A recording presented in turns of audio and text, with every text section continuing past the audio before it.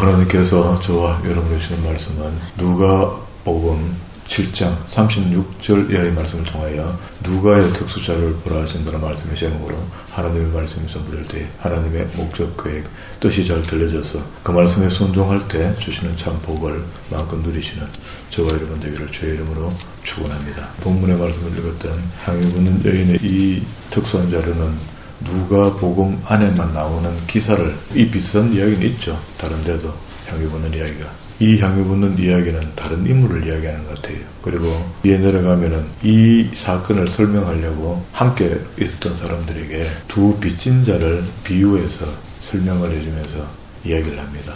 그러면 이제 죄인이면서도 저에게 향유를 부었는가 하는 것이 증거되거든요. 여기 지금 보니까 원래는 예수님이 이제 그 계획을 나타내며 다니시잖아요. 스스로 빚이라 이렇게도 말씀하시고 이렇게 다니는데 여자가 와서 향유를 붓고 머리털로 발을 부볐단 말이죠. 이건 되게 천박한 행동이 될 수가 있습니다. 그렇지 않겠습니까? 그래서 이제 어느 정도 지지하려고 모였던 사람인데 분위기를 보니까 영 아니다는 생각이 드는 거야. 이런 불편한 마음이 생겨서 39절 보면요. 예수를 청한 바리새인이 자기 집을 청했죠. 그것을 보고 마음에 이르되 이 사람이 만일 선지자라면 어떻게 저 발을 대가 있노? 저런 행동을 어떻게 하노? 자기를 만지는 여자가 또 어떤 여자인 줄 알 건데 어떻게 저래 있노 말이야. 그러면은 이제 이야기하는 게 분위기가 이미 그 여인이 따라 돌아왔을 때는 일반적으로 여기 오기 전에는 이 여인이 어떤 여인이라는 게 답이 나와 있잖아요. 그 동네 사람들은 전부 다 저 여인이 죄인이다 하는 것을 알고 있는 거라. 그래서 추측하기를 여인이 혼자 살면서 이 옥합을 갖고 있을 택이 없다는 겁니다. 이게 상당히 비싸거든요. 결혼을 할 정년기에 들어간 처녀가 지참물로 준비하는 건데 그럼 이제 이걸 갖고 평생을 사용하는 건데 이걸 갖다가 그날 단숨에 다 비웠단 말이죠. 크지는 않지만 그 벽에 있는 것을 다 쏟았는데 그 쏟으면서 자기 머리로 그걸 부비는 것을 봤으니 그 마음에 불편한 마음이 생기겠죠. 그 이야기입니다. 그러니까 평소에 이 여인이 옳지 않는 일을 해서 버린 돈으로 향유를 준비했다라고 볼 수 있는 겁니다. 그렇게 봐야 맞는데도 불구하고 예수님은 그걸 받아들일 때 좋은 방향으로 설명을 해주는 거죠. 보세요. 41절에 이르되 빚주는 사람에게 빚진 자가 둘이 있어 하나는 500데나리온을 졌고 하나는 50데나리온을 졌는데 갚을 것이 없으므로 둘 다 탕감하여 주었으니 둘 중에 누가 그를 더 사랑하겠느냐. 시몬이 대답하여 이르되 내 생각에는 많이 탕감받은 자니다. 이르되 내 판단이 옳다. 그러면은 죄가 많은 여인이 용서받아서 죄 없는 상태로 돌아왔으니까. 그랬을 때 죄를 많이 지었던 사람이 시몬은 그렇게 이야기를 했고요. 그 여자를 돌아보며 시몬에게 이르되 이 여자를 보느냐. 내가 내 집으로 들어올 때에 너는 내게 발을 씻을 물도 주지 아니하였으되 이 여자는 눈물로 내 발을 적시고 그 머리털로 닦았으며. 자, 이거 하나. 두 번째, 너는 내게 입 맞추지도 아니하였으며. 그럼 자, 유대인들은 귀한 손님이 오면은요 산다를 지고 다니니까 발이 제일 추워지거든요. 어떤 집에 들어갈 그 집에서 물을 줘요. 그리고 물이 또 얼마나 귀하겠어요. 그래도 손님을 그렇게 대접한다는 거예요. 그런데 지금 예수님이 들어왔는데 물도 안 주고 아무것도 안 했다는 거예요. 초청을 해놓고. 그럼 이 여인은 눈물로 발을 적셨다. 두 번째, 너는 내게 입 맞추지 않았다. 허그 안 했다. 환영하는 표시도 안 했단 말이죠. 아니하였으되 그는 내게 들어올 때부터 내 발에 입 맞추기를 거치지 않았다. 세 번째, 46절에 너는 내 머리에 감람유도 보지 아니하였으되 그는 향유를 내 발에 부었느니라. 머리에도 안 붓고 발에다 부었다. 그러니 이 여인의 마음이 이렇게라도 해서 표시하고 싶다는 거래. 이러므로 내가 내게 말하노니 그의 많은 죄가 사해졌도다. 이는 그의 사랑함이 많음이라. 사함을 받은 일이 적은 자는 적게 사랑하느니라. 이에 여자에게 이르되 내 자사함을 받았느니. 그러면은 우리가 짐작하는 대로 다른 사람이 짐작하고 오늘 우리가 이걸 짐작한 것을 이야기한 대로 이게 맞죠. 거의 창렬해요. 아니고는 돈을 이만큼 벌 수 없다는 겁니다. 이게 몸을 파는 여자였는데 그 파는 것으로 그래도 자기 몸은 만시장이 됐지만 그 돈으로 시집을 가야 되는 준비는 다 했는데 갈 수는 없잖아요. 그런 상황에서 예수님께 우리의 신랑이잖아요. 보라 신랑이 오는도도 이렇게 하죠. 그 신랑이니까 우린 부인이 되는 거잖아. 그러면은 우리가 오늘도 신부가 되는 훈련을 지금 계속 하는 거잖아. 5 처녀는 슬기롭고 5 처녀는 미련하다 했는데 우리가 미련한 처녀처럼 되어서는 안 되는 거죠. 진짜 준비할 거를 준비해야 된다. 이 땅에 살면서. 이 땅에 살면서 우리 집 잘 되고 뭐 그런 그 기복신앙에 젖어들어서 그것만 챙기고 있다가 결국은 아무것도 아닌 것처럼 되어버린다는 거예요. 진짜 해야 될 일이 무엇인가를 기억한다. 그리고 20번째, 여기 19번째 특수한 자료고요. 20번째 자료가 8장 1절입니다. 그 후에 예수께서 각 성과 마을에 두루 다니시며 하나님 나라를 선포하시며, 하나님 나라가 왕국을 이야기하는 것이고 마태복음에서 이야기했던 천국 복음입니다. 그죠? 하나님 나라의 소식을 전하는 것은 천국 복음이다. 마태복음 4장 말미암가 봐요. 4장 12절부터 예수님이 공생의 시작을 하거든요. 이 공생애를 시작하고 중간에 네 제자를 부르는 일 속에서 이야기합니다. 오셔서 뭘 하고 다니셨는가? 그러면 공생애 처음 사역을 시작할 때 23절에 예수께서 온 갈릴리에 두루 다니다 그들의 회당에서, 그 유대인들의 회당에서 가르쳤다. 어디든지 가면은 하나님의 말씀을 가르칩니다. 그렇게 예수님 다니던 이적과 기적만 베푸신 것 같은데, 사실은 이적과 기적을 베푸는 것은 하나님의 말씀을 가리키려는 겁니다. 가리키며 했죠. 그리고 천국 복음을 전파했다 하죠. 그렇게 성경을 가리켜서 천국으로 오도록 만들어준다는 거예요. 다시 이야기하면은 신랑과 신부로 비유를 하면은 예수님이 나중에 재림주로 오실 때 신랑으로 오신다 하잖아요. 신랑으로 오면 신부가 우리 교회도 되지만 우리가 된단 말이에요. 그럼 우리가 신부로 화장도 안 했는데 시집갈 수 없잖아. 그러니까 이 진리를 배워서 우리 몸을 치장하는 겁니다. 이게 진짜 전신갑주가 되는 겁니다. 우리 전신갑주는 또 군사가 돼가지고 전쟁하러 나가는 사람이 입는 옷만 이야기하는데요. 꼭 그렇지는 않다, 그죠? 그러면은 진짜로 우리가 신부로 신랑에게 마음에 안 들면 안 되는 거 아닙니까? 그리고 또 열처녀 비유에서는 기름을 준비하지 못했던, 이 말은 신부의 준비가 안 되는 사람이잖아. 그러면은 천국 가기 곤란하다. 그래서 예수님께서 처음 하신 일이 뭘 했느냐에 대한 포커스가 있잖아요. 뭘 하셨지? 주님께서 공생을 처음 시작할 때 가르치시고 천국 복음을 전파했다. 왕국의 복음을 전파했다. 하시며 백성 중에 모든 병과 모든 약한 것을 고치. 그 뒤에 가면은 그 일도 했다는 겁니다. 왜? 천국 복음을 듣게 하기 위해서 가르치기도 하고 병도 고쳐주고 그렇게 하셨다는 거예요. 그렇게 우리가 이제 바라는 것은, 우리가 바라는 걸 원하니까 우리는 병을 고쳐줬으면 좋겠죠. 그게 아니고 병 고치기 전에 먼저 우리가 구해야 될 것이 천국 복음입니다. 천국 복음이라는 이런 소리가 길거리에서 십자가 들고 예수 천당 불신 지옥하고 너무 강하게 이야기를 해서 짜증스러워져 갖고 천국 복음이라는 이런 거, 또 이단들 같은 사람들이 많이 쓴다는 느낌이 있어 천국 복음이라는 단어를 쓰기가 조금 멋했다라고 생각하면 지금 수정해야 됩니다. 우리가 진짜 들어야 될 복음은 천국 복음을 들어야 됩니다. 천국 가지 못하는 복음, 그게 무슨 기쁜 소식이 됩니까? 기쁜 소식이라는 게 우리가 영원한 천국에 들어가는 소식을 들었기 때문에 그걸 기쁜 소식이라는 거죠. 다시 8장으로 돌아왔습니다. 누가복음 8장 20번째 특수한 자료입니다. 그게 하나님 나라를 선포하시며 그 복음을 전하실 때 12제자와 함께하였고 또 악기를 쫓아내심과 병 고치심을 받았던 어떤 여자들, 곧 7 귀신이 나간 막달라 마리아, 그리고 또 예수님이 공생에 다니실 때 이름이 잘 거론은 안 됩니다. 사실은 여성들은 거론은 안 되는데도 불구하고 예수님을 잘 섬겼던 사람들이 있어요. 그 사람들 중에 여성을 지금 짚어서 이야기하는 겁니다. 그 마리아하고 헤로데 청지기, 구사의 아내 요한나, 그리고 수산나, 다른 또 여러 여자들이 있었다 이렇게 했는데, 저는 이 말씀을 읽을 때마다 김진홍 목사님이 젊을 때 어머니는 그렇게 기도하고 소원했는데 왜 안 할라 했나 하면은, 자기가 보니까 남자가 말이야 가방 탁 들고 뺀질이하게 입고 난 뒤에 앞에 가면은 권사님 전도사님 따라오는 거 그걸 보고 여자들이 졸졸 따라다니니까 너무 보기 싫어하고 안 하려 그랬대요. 그래서 결국 이리 맞고 저리 맞고 어디 터지다가 이렇게 다시 소명을 이렇게 해갖고 사역을 시작했다. 그게 본인의 간증입니다. 그래서 보니까 예수님도 여자들이 이래 줄줄 따라다니면서 그 목사님 말하는 거하고 너무 많이 닮은 거예요. 한국 교회 그렇습니다. 교회를 안에 쑥 들어보면요, 여성들의 섬김이 없이는 교회가 지탱하기 힘듭니다. 사실 들여다보면 주방일을 누가 할 것이며, 그리고 이제 신방 같은 거 갈 때 항상 동행해주고 이런 것들이 개신교의 정형처럼 이렇게 보여지죠. 그 다음부터는 이제 씨 뿌리는 자의 비유인데, 이거는 앞에서 우리 한번 이야기했죠. 넘어갑니다. 씨 뿌리는 비유를 해서는 그 비유를 성경이 해석하는 게 제일 맞습니다.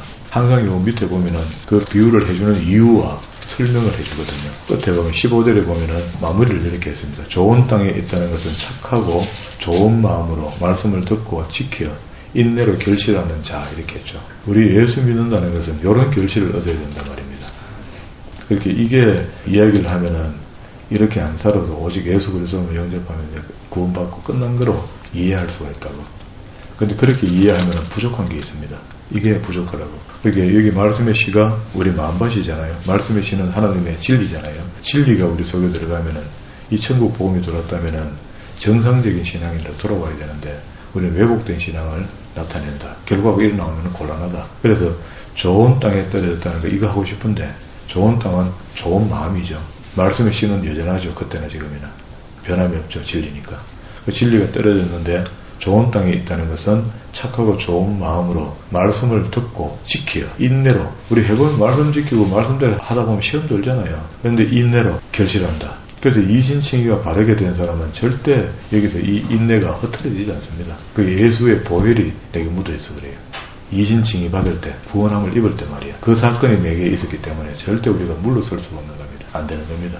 후퇴가 안 된다. 그리고 등불의 비유도 있고요. 등불은 뭐 우리를 자신을 이야기하죠. 진짜 예수 믿고 구원받은 사람을 등불로 보는 거잖아요. 빛, 등불, 진리 이렇게 얘기하니까 변함없고요. 그 밑에는 예수의 진정한 가족이 누구냐. 어머니가 찾아와서 니고데모이 사역하는 걸 지켜봤는데 너무 갑자기 얘가 왜 이러나 막 상황이 이제 당황스러운 거예요. 그래서 염려하는 마음으로 지켜보고 제자들이 이야기하면서 어머니가 찾아왔다 하기에는 누가 내 가족이냐. 진정한 가족을 이야기하는 거죠. 강풍을 잔잔케 하시고 그라서 귀신을 축사해서 쫓아보내고 이것도 뭐 딱 귀신 들린데 한 사람만 해결하고 돌아오죠. 그라서 갔다가 그리고 40절에 회당장의 딸 그리고 또 혈류증 여인 회당장 딸을 고치는 중간에 혈류증 여인도 같이 고치는 혈류증은 이게 성병 같은 걸 겁니다. 그리고 9장 1절에는 12제자 파송하는 이야기 9장 7절에는 헤롯과 예수님에 대한 이야기가 8절에 어떤 사람은 엘리야가 나타났다고도 하며 어떤 사람은 내 선지자 한 사람이 살아났다고도 한다. 이런 이적과 기적을 베푸니까 헤롯이 궁금해하니까 보고를 이렇게 했다. 그리고 500여기죠. 베드로의 신앙 고백이 18절부터 있습니다. 9장 18절 예수께서 따로 기도하실 때 제자들이 주와 함께 있더니 물어 이르시되 무리가 나를 누구라고 하느냐. 그저 이상한 일을 많이 하고 다니잖아요. 지금 우리 이상한 일이 아니고 이거는 진짜 이적과 기적이고 진짜 하나님 아들 하나님이 오셔서 하시는데도 불구하고 보는 사람들의 시각은 바르지 않습니다. 그렇게 이제 이야기하니까 대답하되 19절에 이르되 세례 요한이라 하고 들으는 엘리야라고 하고 들으는 선지자 중에 한 사람 같다. 이렇게 이야기합니다. 했더니 예수께서 이르시되 너희는 나를 누구라 하느냐. 이게 이제 베드로가 신앙을 고백하는 거죠. 베드로가 대답하여 이르되 하나님의 그리스도시다. 여기까지밖에 못 갔죠. 그래서 도마의 고백이 세다는 겁니다. 나의 주, 나의 하나님 이렇게 하죠. 베드로는 앞서서 이야기는 했지만 시원하지는 않지 않아요. 그러길래 도마는 뭐랍니까? 나의 주, 나의 하나님이다. 그게 주님으로 중재되는 게 아니고 하나님이시다. 그 순환을 애고하고요. 23절에는 제자의 자세입니다. 다른 책에 다 나오죠. 마태 나오고 마가 나오는데 우리가 지금 바르게 이해해야 될 게 우리한테 좀 불편한 이야기들은 흘려 지나치기 쉽거든요. 그게 심리적으로 그렇습니다. 사람이. 요거는 좀 대충 해도 될 것 같고 알기만 알아놔도 될 것 같고 이런 게 있다고. 그런 게 아니고 진짜 중요한 건데도 그렇게 흘러넘친다고. 우리는 그 제자훈련 사랑하기 위해서 제자훈련 받아서 그 제자훈련 전국을 다 휩쓸어 버리잖아요. 제자훈련 받는 거. 거기서 제자훈련 받은 사람들의 수마하면 전 세계를 다 구원하게 하고도 남을 겁니다. 그런데 옳게 제자가 안 됐으니까 아직도 제자 훈련하는 거 아닙니까? 아, 그렇습니까? 제가 너무 말을 막말합니까? 그래서 성경이 이야기하는 제자는 도대체 어떤 제자를 이야기하는가? 마태도 이야기하고 마가도 기록을 남겼습니다. 여기 한번 봅시다. 한번 더 다룹시다.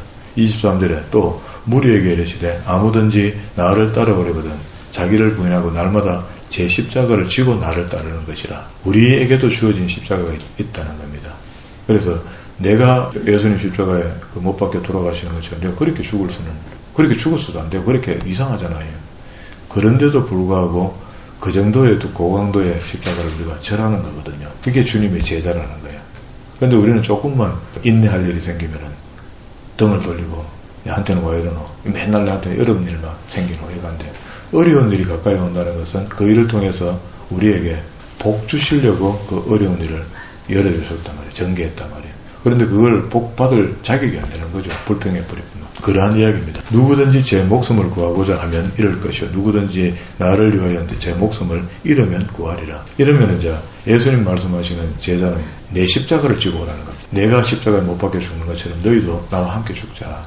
그러면은 다 함께 사는 거죠. 그가 부활하실 때 우리도 함께 사는 거죠. 우리의 죄를 지고 그분이 가신 게 아니고 나도 그와 함께 십자가에 못 박혀 죽었단 말이에요. 그 당시에. 죽었다가 그가 다시 3일 살아나셨어. 우리도 그때 죽었다가 살아난 건 같이. 그러면 우리 행복자가 되는 거죠. 사람이 만일 원천을 얻고도 자기를 잃든지 빼앗기든지 하면 무엇이 유익하리요? 26절 누구든지 나와 내 말을 부끄러워하면 인자도 자기와 아버지와 거룩한 천사들과 영광으로 올 때에 그 사람을 부끄러워하겠다. 내가 참으로 너희에게 이르노니 여기 서 있는 사람 중에 죽기 전에 하나님 나라를 볼 자도 있느니라. 여기 진짜 진정한 제자의 자세라고 이야기한다면 이 제자의 자세에 합당한 인물들이 제자가 많이 나왔다면 우리 전 세계가 벌써 이미 복음화가 됐다. 그리고 제자가 된다는 게 그만큼 힘든 겁니다. 그리고 28절에는 이제 변화산의 이야기를 했으니까 변화산에서 변화된 모습을 보여주시면서 앞에 27절 끝자리에 있는 이 말씀 사람 중에 죽기 전에 하나님 나라를 볼 자도 있느니라. 거기 변화된 모습을 보는 것 자체가 기도동산에서 예수님 그죠? 변화된 모습. 37절부터는 귀신 들린 아들 축사하는 이러면 아무것도 아니죠. 예수님이 직접 오셔서 하는 거니까. 그리고 다시 두 번째 순환 예고를 합니다. 순환 예고는 이 내 말을 잘 들어놔라. 좀 있으면 내가 죽는다 이 말이거든요. 죽는다는 그 말을 예사로 생각합니다. 제자들은. 주님은 이걸 4차례, 5차례 걸쳐서 하거든요. 공생애 때. 그러면 보세요. 3년 동안에 5번이나 이야기해서는 제자들이 기억 똑바로 하고 있어야 되죠. 그런데요, 마지막쯤 돼갖고 일주일 딱 남겨놓고 예루살렘 성에 올라가고 성전을 정화할 때 이제는 끝났구나 하고 막 요한의 어머니가요 번개처럼 다가가고 주님 그 왕중왕으로 주님께서 이 땅에 정권을 잡을 때 우리 아들을 좀 생각해달라 청탁을 했다.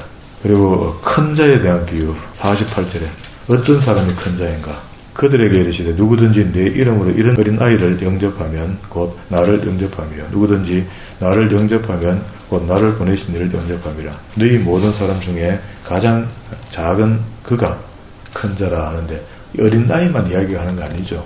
어디든지 자기를 겸손하게 낮추는 사람. 사람이 이렇습니다. 두 사람이 만나든 세 사람이 만나든 관계의 중심에 사회가 만들어지고 있잖아. 만들어지고 있는데 한 사람은 말을 너무 잘해. 만나면 그 사람이 다 이야기 다 한 시간 동안 하다가 헤어질 때 마지막 인사도 자기가 하고 떠나.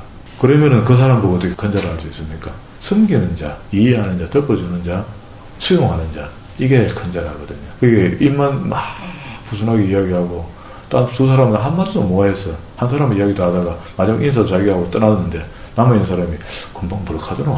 이 정도 되면 이제 곤란하잖아요. 그게 예수 믿는 사람들이 조금 그런 부분에서 자기를 좀 줄여주는 게 좋습니다. 우리 목사는 뭐 어디 가면 자꾸 이야기해야 되죠. 설명하고 싶어도 자꾸 하고 하죠. 그런데 일반적인 삶은 그래야 되면 좋겠다. 여기 이제 그걸 비유로 어린 아이 같은 이렇게 표현했습니다. 그리고 49절과 50절에 마가복음에만 있는 이야기인데요. 그래도 거기도 9장이 있습니다. 여기도 9장이고 요한이 여짜오되 주여 어떤 사람이 주의 이름으로 귀신을 쫓아내는 것을 우리가 보고 우리와 함께 따르지 아니하므로 전도도 안 되더란 말이죠. 그런데 예수의 이름으로 뭘 해? 마술사처럼 사도행전에 나오는 제자들이 못하게 말겠다. 예수의 이름으로 함부로 서지 마라. 이렇게 한 겁니다. 그런데 예수께서 이르시되 금하지 말라. 너희를 반대하지 않는 자는 너희를 위하는 자니라. 이게 우리 편이 아닙니다. 이게 우리 편이 될 수 없다고. 예수를 안 믿는데 어떻게 편이 됩니까? 안 믿는데도 불구하고 예수의 이름을 빙자해서 뭘 돈벌이도 하고 뭐 이렇게 하는 거야. 그러면은 부정하지는 않잖아요. 예수를. 일단 예수를 사용해서 예수의 이름의 기준도 쫓아내고 그래 돈벌이 하고 있어. 그렇게 하면 그 돈벌이 하는 사람이 우리 적이냐 말이야. 궁극적으로 보면 적이겠죠. 적이지만 반대하지 않으니까 놔두라는 겁니다. 그럼 우리 예수 믿는 것이 독선이 되어서는 안 된다는 얘기입니다. 이것만 하고 우리만 이렇게 하자. 우리가 예수 믿는 사람들이 뭐 고진적, 통합적, 합동적 뭐 이렇게 해서 좀 유순하게 되는 것이 통합적이라 이렇게 이야기를 하거든요. 그냥 고진적은 아주 고집대로 나가겠다 하고 합동적은 그 중간쯤에서 오직 믿음, 오직 말씀 이렇게 한단 말이야. 하는데 우리는 이 말씀을 보고 조금 유하자. 그렇다 그 사람은 편되자는 이야기는 아닙니다. 우리 이단 너고 사귀자는 거 아니거든요. 그래요. 예수를 이야기하니까 우리 편 같긴 하네요. 하고 이제 이렇게 받아들이는 거예요. 그냥 수용해 주라는 겁니다. 이렇게 되면 우리가 좀 편합니다. 아주 편합니다. 너무 고지고대로 칼을 두부로 자른 것처럼 각을 딱 지어가 있으면요 부서지기 쉬워요. 그리고 51절부터 56절까지 이건 20번째 특수한 자료인데요. 누가복음에 있는 자료입니다.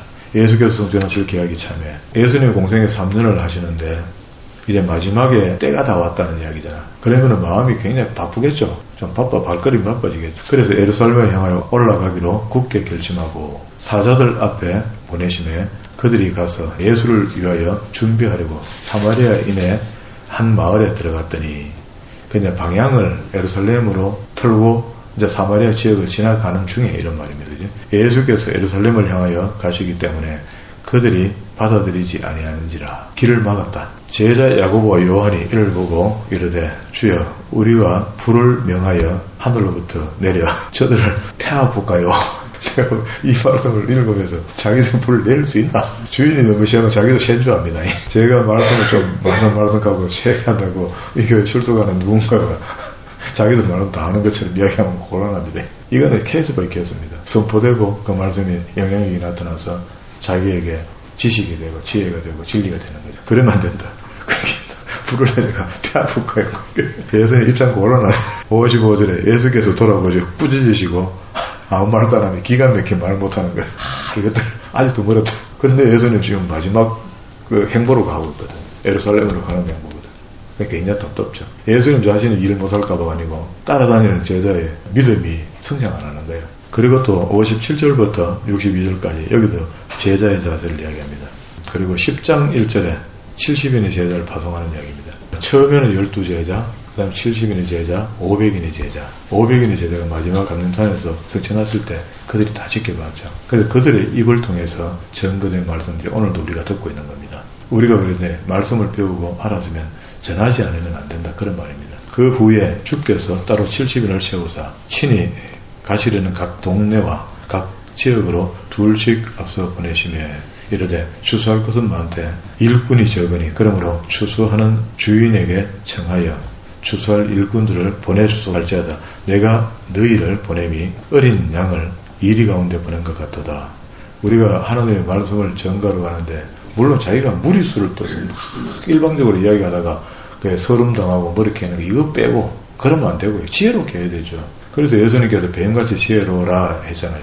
그러니까 지혜롭게 해야 되는데 지혜롭게 안 한다. 그럼 자기가 당하는 게 정상이죠. 지혜롭게 해야 된다. 갈지어다 내가 너희를 보냄이 어린 양을 이리 가운데 보낸 것 같도다.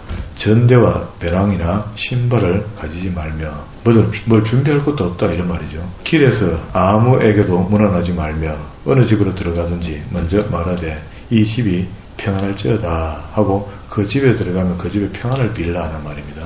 그래서 우리가 지금 교회 가든지 우리 믿음의 사람들 집에 가든지 가면은 먼저 거기서 묵도하죠. 묵도할 때 뭐 합니까? 딴 거 없으면 샬롬 하면 됩니다. 근데 거기서 긴 기도하면은 그 맞이하는 사람이 입장이 곤란합니다. 이 사람이 갑자기 정지해가 가만히 있는 거야. 아마 말도 못하고 한참 있습니다. 어떨 때는 말하다 보면 입 다물고 기도하고 있어요. 이렇게. 분위기가 이상해. 좀 지혜롭게 해야 돼요.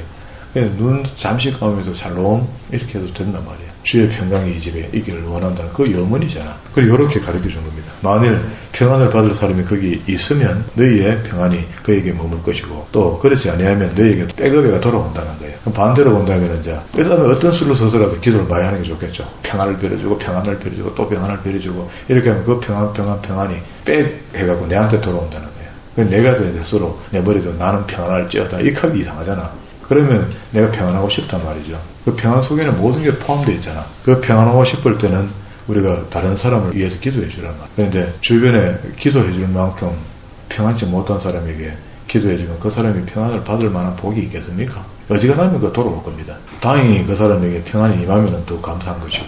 7절 그 집에 유하며 주는 것을 먹고 마시라. 일꾼이 그 삭슬 받는 것이 마땅하니라. 또 다른 성경에 보면 있죠. 소 입에다가 망을 채우지 말라 하죠. 일하는 주의 종들에게 먹을 걸 주라는 겁니다. 이 집에서 저 집으로 옮기지 말라. 왔다 갔다 하지 말라는 거라. 그게 사람이 좀 지근득해라 이런 말입니다. 그죠?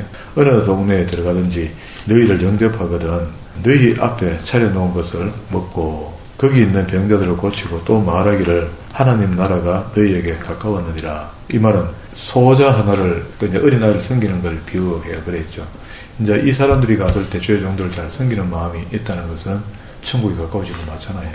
이제 이러면 뭘 해야 되는 거 알죠? 내 주고 싶은 걸 주는 게 아니고 섬긴다는 건 내가 주고 싶은 걸 주는 게 섬기는 게 아니잖아. 그렇지 않습니까? 우리는 잘한다고 했던 것들이 어떨 때 보면은 내가 주고 싶은 걸 주는 거야. 그러면은 받는 쪽에서 아주 불편하죠.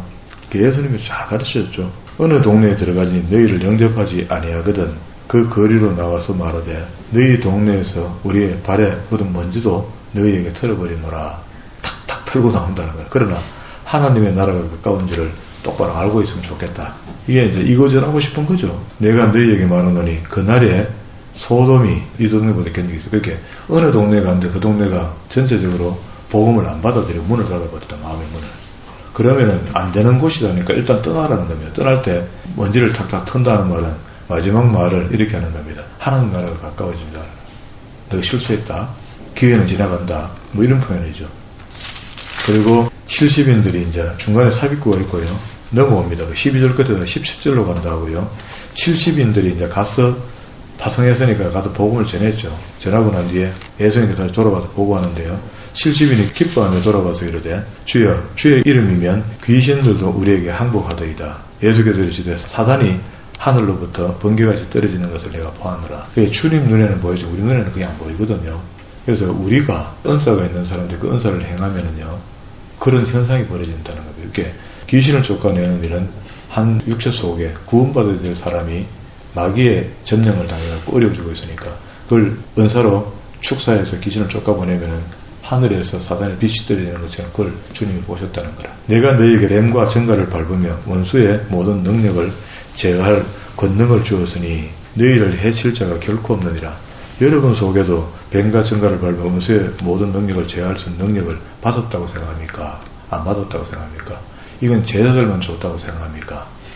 어떻게 생각합니까? 물론 뭐 다양한 은사가 다양하게 나타나니까 나는 제자들이 하는 거와 나는 다르다 이렇게 이야기는 할 수 있겠지만 궁극적으로 봤을 때는요, 우리 예수 그리스도를 믿고 주님이 십자가 지시고 부활하시고 성전하시고 난 뒤에 말입니다. 그 뒤에 살아가는 우리잖아요.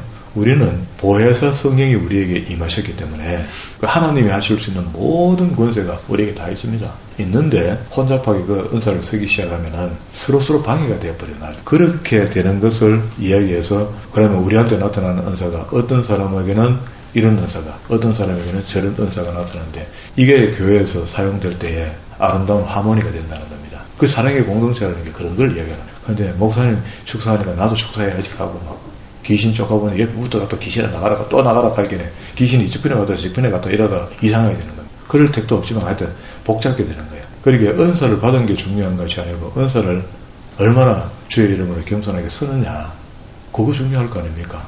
겸손한 마음으로. 내 것도 아니다는 거죠. 그러니까 그 은사 속에는 우리가 제일 실수하기 쉬운 돈도 들어있다고, 재물이 들어있다고. 물질도 은사를 하잖아요. 그러면 우리 물질 함부로 쓰면 안 되는 거죠. 그러나 귀신들이 너희에게 항복 것으로 기뻐하지 말고 너희의 이름이 하늘에 기록된 것으로 기뻐하라. 그러니까 우리가 능력과 권세가 임하였다 해서 그것을 마음대로 쓰지 마시고 그 은사를 잘 활용해서 그걸 갖다가 이제 예수님이 아까 이야기한 대로 뱀같이 지혜로워라 하는 말이 세상 사람보다 지혜롭게 살아요. 그렇게 하나님이 많은 은사도 좋은데 은사를 가지고 희뿌옇게 쓰면 이상하잖아요. 이상한 대접받잖아요. 그러지 말라 하는 그런 얘기입니다. 오늘 시간이 여기까지. 그러면 22번째, 여기 이제 17절부터 20절까지는 앞에서 연장되어 내려오지만 이 중간에 삽입구가 있으니까 그러면 12절부터 건너가서 17절로 가고 17절부터 20절까지 70인이 사역하고 난 뒤에 보고를 이렇게 드렸으니까 우리도 마지막 날에 우리의 삶의 결과를 백보자 심판 앞에 내놔야 되거든. 내놓기도 전에 그는 화면이 보일 겁니다. 보여서 착하고 죽는 종이 되든지 악하고 게으른 종이 되든지 둘 중에 하나의 심판을 받게 되거든요. 그런데 하나하나는 현저합니다. 하나는 천국을, 하나는 지옥으로 갑니다.